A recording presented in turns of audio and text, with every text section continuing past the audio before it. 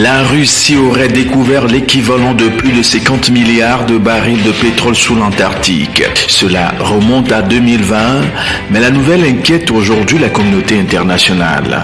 C'est ce qu'ont annoncé les médias anglais et américains Newsweek et The Daily Telegraph. Avec derrière cette nouvelle, plusieurs questions en suspens. Quel avenir pour les cartes énergétiques et géopolitiques mondiales? Quelles conséquences sur la transition de la Terre de sa dépendance aux hydrocarbures vers des énergies plus renouvelables? La découverte ne date en réalité pas d'hier et c'est sur la base de documents provenant de la Commission d'audit environnemental de la Chambre des communes du Royaume-Uni que la nouvelle a refait surface.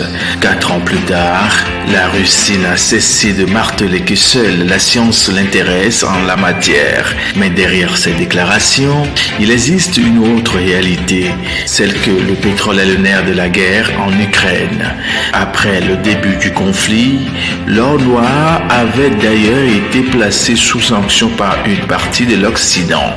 Depuis, la Russie a dû rediriger ses flux après discount vers l'Inde ou la Chine. La capitale togolaise, Lomé, accueille depuis le lundi 3 juin la 15e réunion de l'Initiative Africa, un programme international de promotion de bonnes pratiques fiscales fondé en 2014.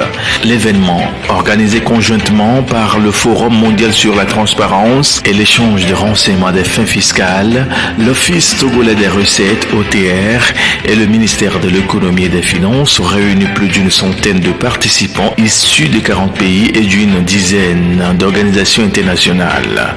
Durant 3 jours, les participants vont évaluer les 10 ans d'engagement de l'initiative en faveur de la transparence fiscale sur le continent, de partager les expériences des différents pays membres et d'échanger sur les meilleures pratiques. Il sera aussi question de renforcer le partenariat afin de permettre aux États de mieux lutter contre l'évasion fiscale et autres flux financiers afin de mobiliser les recettes nationales. L'initiative Africa compte 39 pays membres en son sein, dont le Togo. Écoles fermées, vols internes annulés, panne d'électricité, une grève illimitée a démarré lundi au Nigeria à l'appel des syndicats après l'échec des négociations avec le gouvernement pour un nouveau salaire minimum dans un contexte de grave crise économique. Les principaux syndicats, le Congrès du travail du Nigeria et le Congrès des syndicats ont exhorté les travailleurs à ne pas aller au travail après que le gouvernement a refusé d'augmenter le salaire minimum au-delà de 60 naira, environ 41 € par mois, selon les médias locaux. Il s'agit d'un mécanisme innovant structuré comme un instrument de capital hybride qui pourra être comptabilisé comme des fonds propres dans le bilan et s'appuie également sur un accord de soutien à la liquidité conclu entre les actionnaires contributeurs afin de garantir que les pays contributeurs des DTS puissent toujours les comptabiliser comme des réserves. Ainsi, les DTS passeront du statut d'actifs des réserves statiques à celui d'instruments de prêt dynamiques à des coûts abordables pour financer le développement tout en préservant leur statut d'actifs de réserve et sans frais pour le contribuable des pays riches en DTS. Adesina a estimé que cette nouvelle taxe aurait un impact négatif sur les pays africains.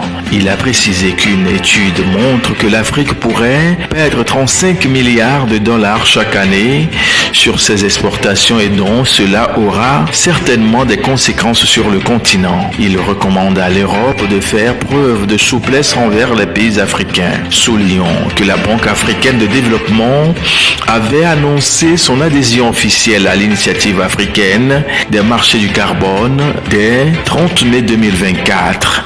Une décision stratégique qui devrait permettre aux pays africains et au secteur privé d'obtenir des ressources supplémentaires pour lutter efficacement contre les défis climatiques.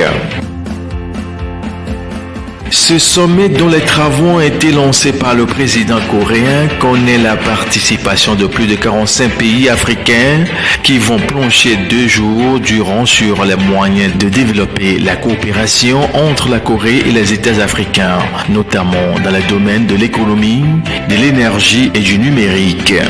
Cet événement entend jeter les bases d'une coopération étroite entre l'Afrique et la Corée du Sud, qui avait annoncé en 2016 l'initiative de la Corée pour le développement de l'Afrique, à travers laquelle ce pays d'Asie affirme son engagement à partager ses expériences en matière de développement avec le continent africain.